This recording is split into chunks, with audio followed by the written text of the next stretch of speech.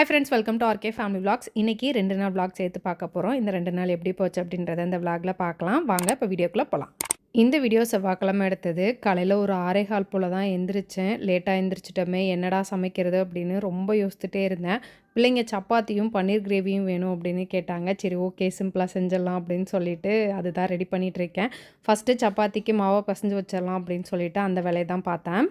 சப்பாத்திக்கு மாவை பசைஞ்சு வச்சுட்டு கிரேவிக்கு வெங்காயம் உரிச்சிட்ருக்கேன். எப்போவும் பெரிய வெங்காயத்தில் பண்ணுவேன். பெரிய வெங்காயம் காலி ஆயிடுச்சு, அதனால் சின்ன வெங்காயம் தான் உரிச்சிட்ருக்கேன். செவ்வாய்க்கிழமைன்றனால கமல் பிஎன்ஏ மீட்டிங்க்கு ஒரு 7 மணிக்கெலாம் கிளம்பிட்டாங்க.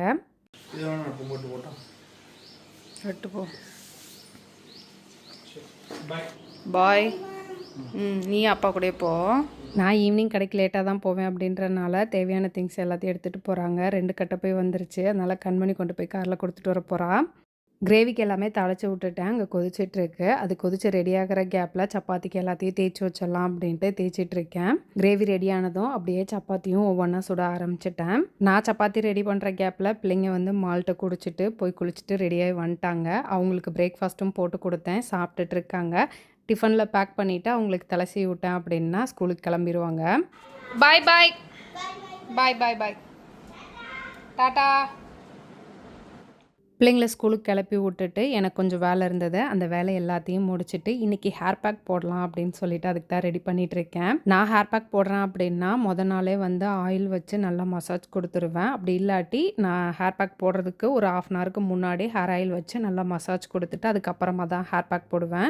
நான் ஹேர் கட் பண்ணியிருக்கேன், முடி கம்மியாக இருக்குது அப்படின்றனால என் ஹேருக்கு தகுந்த மாதிரி ஹேர் பேக் எடுத்துகிட்டு அதில் கொஞ்சமாக தண்ணி ஊற்றி நல்லா பேஸ்ட் மாதிரி மிக்ஸ் பண்ணிவிட்டு ஹேரில் அப்ளை பண்ணுவேன். ஹேர் வாஷ் பண்ணும் போதெல்லாம் ஹேர் ஆயில் அப்ளை பண்ணிவிட்டு அதுக்கப்புறமா தான் ஹேர் வாஷ் பண்ணுவேன். ஹேர் பேக் போட்டு ரொம்ப நாள் ஆச்சு. சரி, இன்றைக்கி ஹேர் பேக் போடலாம். ஒரு மாதிரி ஹேர் ரொம்ப ட்ரையாக ரஃப்பாக இருக்குது அப்படின்றதுக்காக இன்றைக்கி ஹேர் பேக் போட்டேன். ஹேர் பேக் அப்ளை பண்ணிவிட்டு 20 minutes இல்லாட்டி 1/2 hour அப்படியே விட்டுட்டு அதுக்கப்புறமா ஹேர் வாஷ் பண்ணிக்குவேன். ஷியக்காய் இல்லாட்டி ஷாம்பு எதுனாலும் நம்ம யூஸ் பண்ணிக்கலாம். ஷியக்காய் யூஸ் பண்ணோம்னா கொஞ்சம் பெட்டர் ரிசல்ட் இருக்கும். ஹேர் ஃபால் கண்ட்ரோல் ஆகும். நம்ம ஹேர் ரீக்ரோத்துக்குமே ரொம்ப ஹெல்ப்ஃபுல்லாக இருக்கும். ஹேர் பேக் அப்ளை பண்ணேன்னா சம்டைம்ஸ் ஷியக்காய் யூஸ் பண்ணுவேன், சம்டைம்ஸ் ஷாம்பு யூஸ் பண்ணுவேன். அன்றைக்கி என்னோட மைண்ட் செட் எப்படியோ அதை பொறுத்து. இன்றைக்கி நான் ஷாம்பு தான் யூஸ் பண்ணேன். இன்றைக்கி எங்கள் ரோட்டரி கிளப்பில் ஈவினிங் கேலண்டைன்ஸ் டே செலிப்ரேட் பண்ண போகிறோம். கேலண்டைன்ஸ் டேனா வேலண்டைன்ஸ் டே மாதிரி கேர்ள்ஸ்க்கான டேவான். நான் அதுக்காக ஏபிசி மில்க் ரெடி பண்ணி கொண்டு வரேன் அப்படின்னு சொல்லிட்டு பால் வாங்கி காய வச்சிட்ருக்கேன்.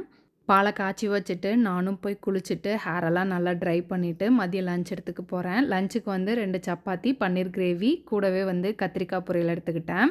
ஏபிசி மில்க்கு எப்போவுமே ஹாட்டாக குடிச்சு தான் பழக்கம். இன்றைக்கி நான் எடுத்துகிட்டு போகிறது கொஞ்சம் கூலாக எடுத்துகிட்டு போகலாம் அப்படின்னு சொல்லிட்டு இப்போ மிக்ஸ் பண்ணி ஃப்ரிட்ஜில் வச்சு தான் எடுத்துகிட்டு போகிறேன். ஏபிசி பவுடரில் எந்த விதமான ஸ்வீட்டும் இருக்காது. அதனால் ஏபிசி பவுடர் அது கூடவே நாட்டு சக்கரை சேர்த்து தான் நான் மிக்ஸ் பண்ணுறேன். மொத்தம் 3 லிட்டர் பால் வாங்கினேன். 3 லிட்டர் பாலையும் 2 பேட்சாக பிரித்து தான் காய வச்சேன். ஸோ அதே மாதிரி 2 பேட்சாக பிரித்தே ஏபிசி பவுடர் மிக்ஸ் பண்ணி வச்சுட்டேன். நம்மளோட ஏபிசி பவுடரில் வித்தவுட் ஸ்வீட்டில் நம்ம ரெடி பண்ணுறனால இதை நம்ம மல்டிபர்பஸாக யூஸ் பண்ணிக்கலாம். சூடான பால் கூட மிக்ஸ் பண்ணி எடுத்துக்கலாம். எனக்கு சூடாக வேணாம், சில்லுன்னு வேணும் அப்படின்னா மில்க் ஷேக் மாதிரி கூட எடுத்துக்கலாம். எனக்கு பால்லாம் பிடிக்காது அப்படின்னு நினச்சிங்கன்னா சுடுதண்ணியில் மிக்ஸ் பண்ணியும் நம்ம எடுத்துக்கலாம். சுடுதண்ணியில் ஸ்வீட் வேணும்னா ஸ்வீட் ஆட் பண்ணிக்கலாம். எனக்கு ஸ்வீட்டே வேண்டாம் அப்படின்னா நேச்சுரல் ஸ்வீட்டில் எடுத்துக்கலாம். அப்படி இல்லாட்டி லெமன் ட்ராப்ஸ் ஊற்றி நம்ம அப்படியும் எடுத்துக்கலாம். பாலில் தண்ணியில் மட்டும் கிடையாது, இட்லி தோசை மாவு கூட மிக்ஸ் பண்ணி இட்லி தோசையாக ரெடி பண்ணலாம். சப்பாத்தி மாவு கூட மிக்ஸ் பண்ணி சப்பாத்தியாக ரெடி பண்ணலாம். இந்த மாதிரி ஏபிசி பவுடரை நம்ம மல்டிபர்பஸாக யூஸ் பண்ணிக்கலாம். 2 பேட்சையும் மிக்ஸ் பண்ணிவிட்டு அப்படியே ஃபில்ட்ரு பண்ணி இதை ஃப்ரிட்ஜில் வச்சு ஈவினிங் போல் எடுத்துகிட்டு போகிறேன். எல்லாமே ரெடி பண்ணிவிட்டு வீட்டில் கொஞ்சம் வேலை இருந்தது, அதெல்லாம் முடிச்சுட்டு ஒரு 4 மணி போல் தான் வீட்டில் இருந்தே கிளம்புனேன். நேராக ஈவெண்ட் நடக்கிற இடத்துக்கு போயிட்டேன். ஆக்சுவலாக கேலண்டைன்ஸ் டே February 13th. February 13th எல்லோரும் பிஸியாக இருந்தனால நாங்கள் 17th தான் செலிப்ரேட் பண்ணோம். கேலண்டைன்ஸ் டேன்னு சொல்லும் போது எனக்கும் புதுசாக தான் இருந்தது. இப்போ தான் நீங்களும் ஃபஸ்ட் டைம் கேள்விப்படுறீங்க அப்படின்னா கமெண்ட்டில் சொல்லுங்கள். ரோட்டரியில் நிறைய சர்வீஸ் அப்படின்னு தான் ஓடுவோம். இது எப்போயாவது இந்த மாதிரி செலிப்ரேஷன் வைக்கும் போது எங்களுக்கு கொஞ்சம் ரிலாக்ஸேஷனாக இருக்கும். மெம்பர்ஸ்குள்ளே ஃப்ரெண்ட்ஷிப் இன்னும் கொஞ்சம் ஸ்ட்ராங் ஆகும். இந்த மாதிரி செலிப்ரேஷனில் ஃபன் கேம்ஸு, கொஞ்சமாக டான்ஸு, அதுக்கப்புறம் அடுத்து என்ன ப்ராஜெக்ட் பண்ணுறது அப்படின்னு உட்காந்து டிஸ்கஸ் பண்ணுவோம். காட்டிகிட்டே பண்ணுப்ல இன்னும் நல்லா எங்க கண்ணு பெருசா, கண்ணு பெருசா, இன்னும் பெருசா, கண்ணு பெருசா கண்கா.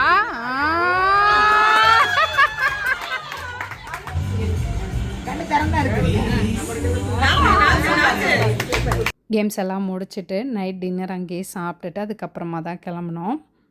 இந்த வீடியோ வியாழக்கிழமை எடுத்தது. காலையில் எழுந்திரிச்சு பெருசாக நான் வீடியோ எதுவும் எடுக்கலை. இன்றைக்கி வந்து சாம்பாரும் முட்டைக்கோஸ் பொரியலும் தான் பண்ணேன். பிள்ளைங்க வந்து இன்றைக்கி டிஃபன் பாக்ஸுக்கு வந்து பிசைஞ்சு வச்சு விட்ருப்போம் அப்படின்னு சொன்னாங்க. அதனால் நெய் ஊற்றி சாதத்தை வந்து பிசைஞ்சே வச்சு விட்டேன். கூடவே வந்து ஒரு ஆம்லேட் வச்சு விட்ருக்கேன். ஸ்நாக்ஸ் பாக்ஸுக்கு வந்து லட்டுஸ் வச்சு விட்ருக்கேன். நம்ம ராஜேஷ் கிச்சன் லட்டு தான் இது. பாய் டாட்டா பாய் பாய்.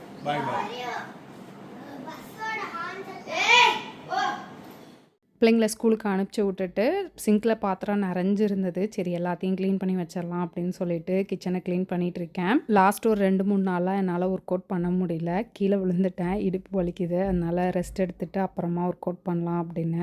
நமக்கு மட்டும் ஏன் இப்படி ஒன்று மாற்றி ஒன்று வந்துக்கிட்டே இருக்குது அப்படின்னு தெரியலையே அப்படின்னு அப்பப்போ ஃபீல் பண்ணுவேன். ஒரு ப்ராசஸை ஸ்டார்ட் பண்ணி அதை செட் பண்ணி கண்டினியூஸாக கன்சிஸ்டண்ட்டாக அதை கொண்டு போயிட்டுருக்கும் போது இடையில அப்பப்போ இந்த மாதிரி ஆகிடுது.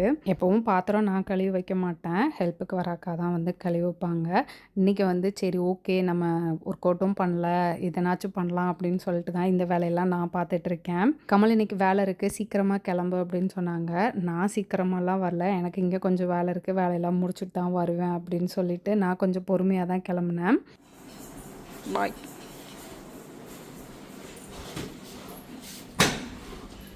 டிஃபனை உடச்சிடாத. இதுதான் ரெகுலராக ஒர்க் அவுட் பண்ணணுங்கிறது. ஒரு நாள் ஒர்க் அவுட் பண்ணிட்டு நொண்டிகிட்டு இருக்கேன். என்ன பார்வை, என்ன லுக்கு, என்ன என்ன என்ன லுக்கு பார்த்துப்போ. பாவம் கமல் வலிக்குதா? ராஜேஷ் கிச்சனில் இப்போ 50க்கும் மேற்பட்ட ப்ராடக்ட்ஸ் இருக்குது. ஸோ இந்த ப்ராடக்ட்ஸ் எல்லாமே கஸ்டமர் ஒவ்வொரு ப்ராடக்டாக எங்களுக்கு இது வேணும் இது வேணும்னு கேட்க நம்ம இன்க்ளூட் பண்ண ப்ராடக்ட்ஸ் தான் நிறைய. அந்த மாதிரி இன்னும் ஒரு சில ப்ராடக்ட்ஸ் வந்து கஸ்டமர் கேட்டிருக்காங்க. ஸோ அந்த ப்ராடக்ட்ஸ் எல்லாமே R&D ப்ராசஸில் இருக்குது.